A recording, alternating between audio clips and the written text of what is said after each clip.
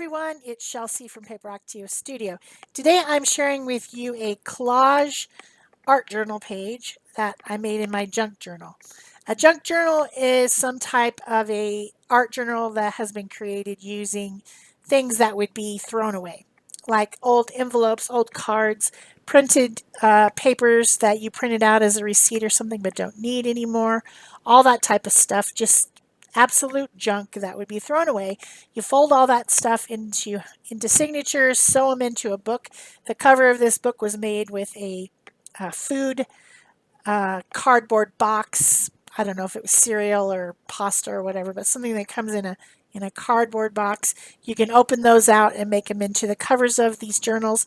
It's a lot of fun. Up in the iCard, if you hover over there, I'll put a link to making this journal if you haven't already tried doing it, and giving you something unique to work in, saving the planet a little bit by creating something that is being used instead of thrown away.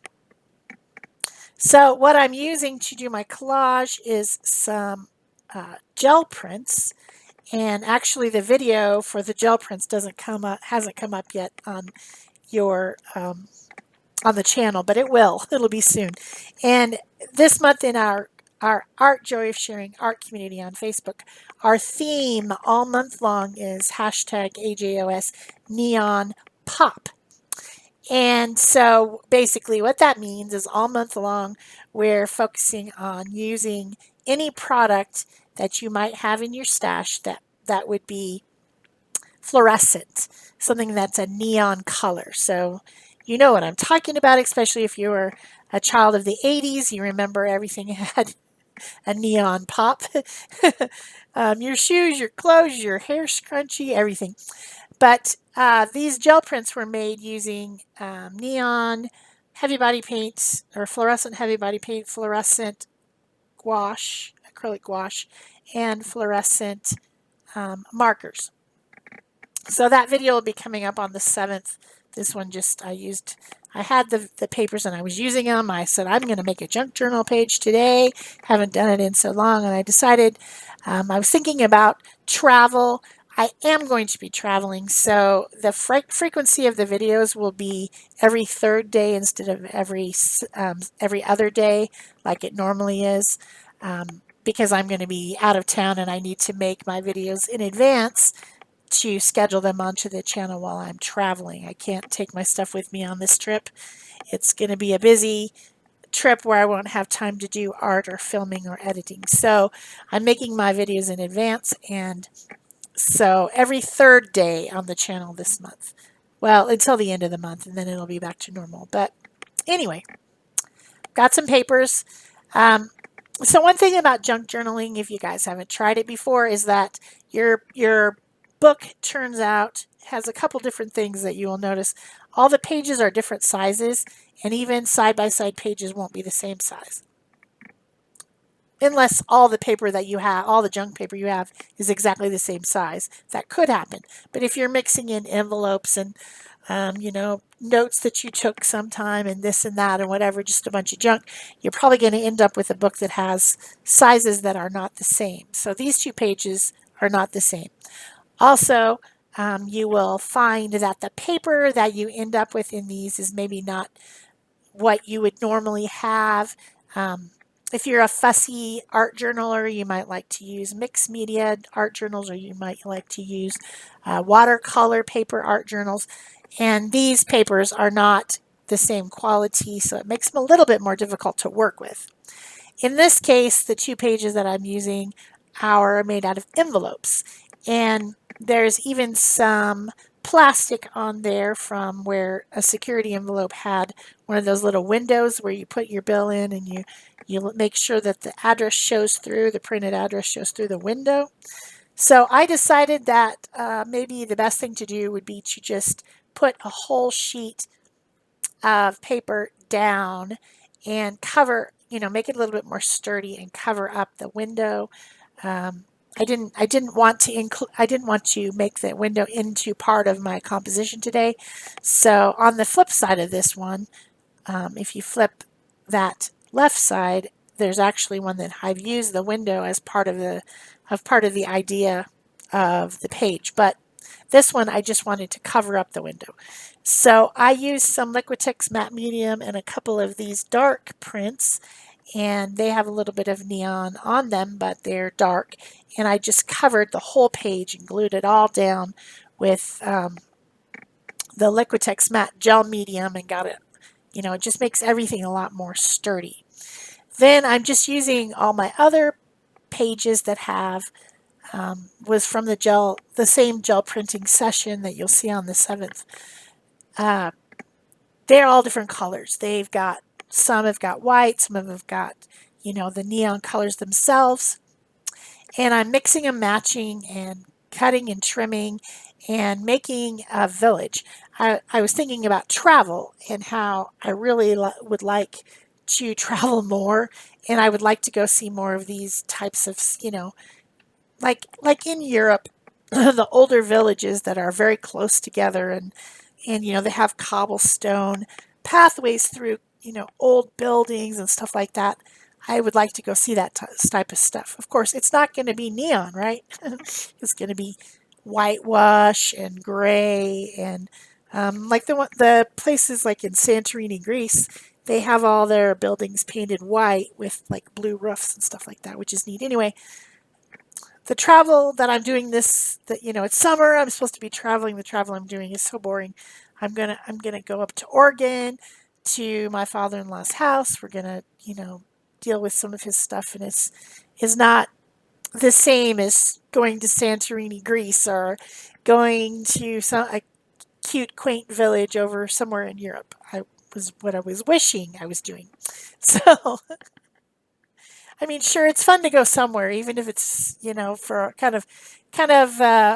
it's not a work trip like the work I get paid for. It's a work trip as in I got to go do some work somewhere.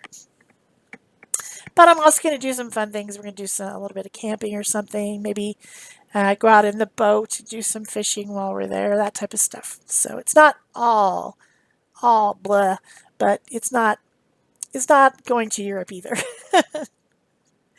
So I am just creating this cute village. I started out with the cobblestone pathway in the middle, kind of like you're walking into the village area where there might be some shops or something, and there's cobblestone there in the middle, and then all the buildings are around. Maybe there's some archways, because I just feel like that's kind of an older, more quaint village, might have archways. I don't know. And I am just cutting and gluing down with a glue stick all my different pieces. One of the things that I find really fun to do with bright colors like these fluorescents is to make a scene or an animal or something that you wouldn't expect to be in these colors to be in these colors. You know what I mean? Like you can even do, whimsical portraits or whatever, where you use colors that are not the color that the thing is. Like you wouldn't see a village full of neon colors. Probably. Maybe there is one somewhere in the world, but I'm not aware of it. But it's fun to make it more whimsical by adding these neon pops. I hate that word. Such an overused word. I hate it. But anyway, we're using it this month in relation to the word neon. So instead of a terracotta tile roof, I have a fluorescent orange roof, right? Instead of a whitewash building, I have a yellow and green building, or one that has little bits and bobs of color on it, bright pink. It almost gives me the idea of graffiti, um, because sometimes graffiti that has been painted onto buildings and things might be in really bright colors. So you might have a real boring brown stone building that's been painted on with a bright paint of some sort, which isn't exactly a positive thing. Although graffiti can be beautiful art. It can be murals that are beautiful and really add something to the rundown areas, you know. When I lived in Hollywood for a while, back in the day before I had kids and all the responsibilities, I knew a couple of guys who um, did do graffiti, but it was like it wasn't, oh, go spray your name on something. It was more make a mural with spray paint. And in some cases, they even got hired to do it. On one time, we went down and worked on a, like, when a building is knocked down or is being renovated and has a fence around it, they had put wood, just plywood, all around this one area of the city, um, probably about half a block. And they had all the graffiti artists that they knew of come in and do panels and paint it up. It didn't last, obviously, because when the building was done being renovated, they took it down. But it was um, it was cool while it lasted. So I'm also putting some frames around things using the leftover black paper scraps. Um, I did use some black print weight paper when I was gel printing, so the paper is black, not just the paint. And even like that one that's in the background, just making kind of a night sky, is one of those black pieces where I just picked up paint off of the stencil that I was using, the excess paint off the stencil onto the black paper. Something you will learn when you're using any type of fluorescent paints is that most of them, not all, but most of them, are pretty translucent, and so they don't exactly show up super bright on black paper because you can see, you know, the black comes through the paint and makes them not as in your face. But there are ways to deal with that, which you'll see when I'm gel printing. On the 7th, come back on the 7th in 2 days, and you'll see these papers getting printed. It's kind of backwards to have this before that. It's like the chicken or the egg situation. So then once I had all my buildings built up and I added some trees and different things, so I guess I'm still working on it, I decided that that archway needed to come down further. I liked how black it was, but it needed to come down further to the bottom of the building, so I had to put a different piece. And that piece was actually gel printed using markers, acrylic paint markers. So you'll see some of that coming up. Putting some little strips and scraps just to try to give a little bit more definition to that building with the big arch. It might actually be a wall, maybe going into another part of the village.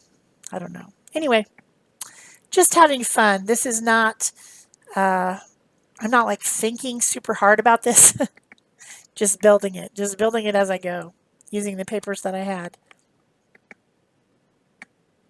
I think if you guys do have some paints, or if you pick up some fluorescent colors from the inexpensive ones that are like $1 or whatever, you can get like the Americana, Deco Art Americana ones, or the Apple Barrel. They'll have some.